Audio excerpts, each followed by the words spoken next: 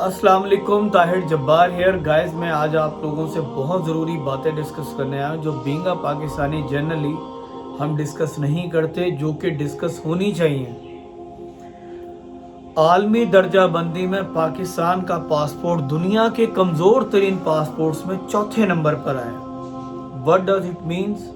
पाकिस्तान दुनिया की नज़र में चौथा कमज़ोर तरीन मुल्क। जो मेरे पाकिस्तानी भाई ट्रैवल करते हैं बाहर, उनको पता होगा कि उनको वीज़ा लेने में कितनी मुश्किलात का सामना करना पड़ता है।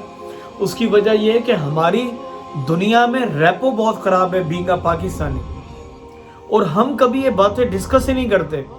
हम पाकिस्तान में क्या डिस्कस कर रहे होते हैं, हमारे जो पॉलिटिशियंस हैं वो हुकूमत ये कह के गुजार देते हैं कि पिछली हुकूमतों ने बेड़ा गर्क कर दिया। जो अपोजिशन है वो इस चक्कर में रहती है कि हुकूमत कौन सा नया काम करे जिसको हम अपोज करें, और हमारे पाकिस्तान के जो सोशल मीडिया लोग हैं वो इस चक्कर में रहते हैं कि कौन सा ट्रेंड वायरल हो रहा है। हमारे जो यूट्यूब के कंटेंट क्रिएटर्स हैं वो अपनी क्रिएटिविटी छोड़ के अब इस चक्कर में रहते हैं कि कौन सा पाकिस्तान में ट्रेंड जो है वो वायरल हो और हम उस पर मीम्स बनाएं। क्योंकि पाकिस्तानी लोगों को प्रोडक्टिविटी और क्रिएटिविटी में इंटरेस्ट है ही नहीं। आप जो मर्जी क्रिएटिव काम कर लो, उनको वो घंटा पसंद नहीं आना। हाँ, आप किसी का कैसे मजाक उड़ा रहे हैं, उसको गाली दे रहे हैं, किसी ट्रेंड का कैसे मीम बना रहे हैं, वो हमें बहुत मजा आता है देख के और सुन के। वो जैसे स्कूल में हम पढ़ते थे, बैक बेंचर्स होते थे ना, वो पढ़ाई में सबसे पीछे होते थे, लेकिन वो चुटकुले सुनाने और करने में लोगों को हंसाने में सबसे आगे होते थे। इवन हम 5-6 बंदों का ग्रुप हो, उनमें जो सबसे निकम्मा होगा ना, कमाने के हवाले से भी पढ़ाई के हवाले से भी, वो जुगतों में सबसे ज्यादा आगे होगा, वो आपको सबसे ज्यादा हंसा रहा होता है। ये निकम्मे बंदे की निशानी है भाई, जो चुटकुले सुनाने में लगा रहे और चुटकुले सुनने में और जुगते बनाने में। तो हम पाकिस्तानी बैक बेंचर्स हैं एक्चुअली। तो हमारे कंटेंट क्रिएटर्स भी इसी चीज में लग गए हैं, क्योंकि या तो हमें किसी का मजाक उड़ता हुआ देखना है, या मीम्स देखनी है, या कोई लड़की चुस्त कपड़े पहन के स्लोमो बना रही हो, या कि डिस्क्रिप्शन में कोई लिंक का जिक्र हो। हमारी खवातीन को आज़ादी मिली, वो बेचारी सारी अपना यूट्यूब अपना टिकटॉक पे टैलेंट दिखाने में लगी हुई हैं। और जो अपोजिट सेक्स के जो लड़के हैं उस उम्र के, वो इनका टैलेंट देखने में लगे हुए हैं। वो जाहिर है वो जिस तरह के एसेट अपने शो कर रहे हैं, वो वाला टैलेंट शो नहीं कर रहे जो क्रिएटिविटी वाला होता है। वो अपने एसेट शो कर रहे हैं, ये टैलेंट है उनका, और वो व्यूज लेने के चक्कर में काम कर रही हो तो साफ पता चल रहा होता है। हमारी 25 करोड़ की आबादी है, सारी दुनिया गली गली में क्रिकेट हो रही है, पूरा मुल्क मिलके क्रिकेट खेलता है, और हम 2-3 अच्छे बॉलर प्रोड्यूस कर लेते हैं, और हम इस बात पे फख्र करते रहते हैं कि हमने बॉलर बड़े अच्छे प्रोड्यूस किए, जबकि आज तक हम इंग्लैंड और ऑस्ट्रेलिया से बेटर टीम नहीं बने। इन दोनों का जिक्र क्यों कर रहा हूं? इंग्लैंड और ऑस्ट्रेलिया दुनिया की हर गेम खेलते हैं और आगे हैं। England FIFA football world cup के क्वार्टर फाइनल में है, ऑस्ट्रेलिया मेन राउंड में आया। मतलब ये दुनिया की सारी गेमें खेलते हैं, उसके बावजूद क्रिकेट में हमसे आगे हैं। हम सारी गेमें छोड़ के सिर्फ क्रिकेट खेलते हैं, हम उसमें भी पीछे हैं, और बड़े टैलेंटेड लोग हैं। ओ भाई, टैलेंट को जांचना है ना तो कॉमनवेल्थ में अपना स्क्वाड देखो, देखो कि हमने कितने मेडल जीते हैं।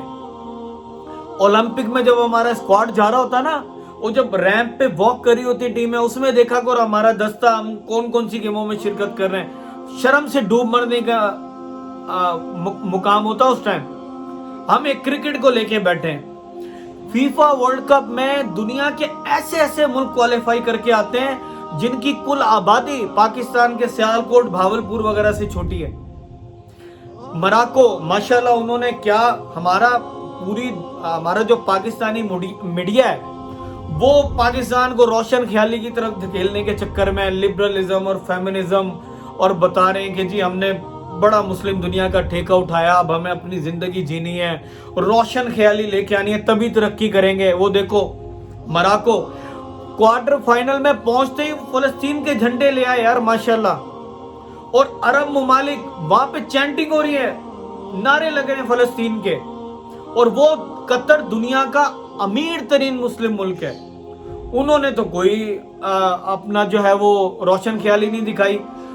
फीफा वर्ल्ड कप की मेजबानी ली अपने जोरे बाजू पे, सबसे ज्यादा एक्सपेंस कर रहे हैं वहां पे, और इस्लाम की तबलीग कर रहे हैं। हमारा मीडिया और मखसूस तबका इस चक्कर में लगा हुआ है कि हम इसलिए तरक्की नहीं कर सके कि हम जो है ना पिछले दौर की जिंदगी गुजार रहे हैं, जहाद में लगे हुए हैं, दूसरी मुस्लिम कंट्रीज का ठेका अब एक घंटा। और पाकिस्तान को अगर अपना टैलेंट जांचना है, मोरक्को, सेनेगल, कितना छोटा सा अफ्रीकी मुल्क है, फीफा में नुमाइंदगी कर रहा है भाई। ये होता है टैलेंट। 20-20 लाख आबादी के पॉपुलेशन की कंट्रीज फीफा में जो मेजबानी करता है ना, जो वर्ल्ड कप खेलता है गर्व के साथ, फख्र के साथ खेलते हैं, वो होता है टैलेंट। 17 मुल्क खेलते हैं क्रिकेट को, तुम उसी में फख्र से, और उसमें भी आज तक हम टॉप पे नहीं गए। मैं इसलिए नहीं कह रहा मैंने पाकिस्तान की शर्ट पहनी हुई है भाई, इसलिए कह रहा हूं हम we need to think about this in this way कि हम किस तरफ जा रहे हैं। और बस दूसरों का मजाक उड़ाने में लगे हुए, टांगे खींचने में लगे हुए, दुनिया के ट्रेंड को फॉलो करते हैं। अगर पाकिस्तान से कोई ट्रेंड फॉलो हो रहा हो ना बाहर, हम उसकी टांगे खींचते हैं। एक वो लड़की आई, ये दिल ये पुकारे आजा पे, जिसने डांस किया, मुझे खुशी हुई कि पहली दफा कोई लड़की वायरल हुई जिसने पूरे कपड़े पहन के डांस कर रही है। अच्छा, माधुरी ने गलती से उसका वो गाना वो कॉपी कर लिया, उसका वायरल स्टेप। लिटरली पाकिस्तान के लोग वहां पे अपनी फ्रस्ट्रेशन मिटा रहे हैं जाके। माधुरी, हमें तुमसे ये उम्मीद नहीं थी। माधुरी, तुम मेरी नजरों से गिर गई हो। माधुरी, इसको तो पाकिस्तान में गालियां पड़ रही है, तुम इस मतलब किस कदर फ्रस्ट्रेशन है हम पाकिस्तानियों में यार। हमारी फ्रस्ट्रेशन, हमारी जेलसी, हसद हमारे रिश्तेदारों से शुरू हो जाता है। हम इनोवेटिव नहीं है, हम कोई इनोवेशन डाले। मैंने फीफा वर्ल्ड कप का सॉन्ग इंग्लिश में किया, लोग मुझे इस तरह से मना कर रहे थे जैसे भाई कोई मैं मर्डर करने जा रहा हूं। हाँ, सराइकी या पश्तो में डालना है, we are okay with that. हाँ, लाखों व्यूज हुए भाई। इनोवेशंस की तरफ जाना चाहिए, हम इनोवेटिव नहीं है। एक और बात, हमने पिछले 70-75 सालों में एक ही तीर मारा कि हमने एटम बम बनाया है। क्या हम सारी जिंदगी इसी पे गुजारेंगे? क्या हमारी फौज मजबूत है, एटम बम बना लिया, उससे हमारे लोगों की लिविंग स्टैंडर्ड का क्या बनेगा?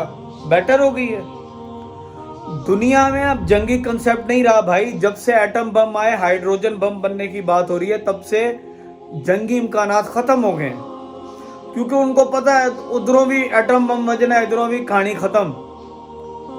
लोगों ने इंफ्रास्ट्रक्चर पे तवज्जो दी है, एजुकेशन पे, इन चीजों पे, और वो देखो कितने बड़े बड़े तीर मार रहे हैं। हमारा दिफाई बजट 80% इस चीज में चला जाता है, और वो दिफाई साजो सामान में क्या गुजरना है वो कैंट और छावनीज में हमें नजर आता है। आपके अपने अपने शहरों की कैंट एरियाज देखें आपने, आपको लगेगा कि भाई ये पाकिस्तान से कुछ अलग है, तो दिफाई बजट वहां जा रहा होता है। और कौन सी जंगें हो रही हैं? अभी कश्मीर हमारे हाथ से चला गया, हमने कौन से तीर मार लिए? दिफाई बजट को अगर हम 20% भी कम करके 10% एजुकेशन और स्पोर्ट्स पे लगा दें, हमारे मुल्क का भला हो जाएगा।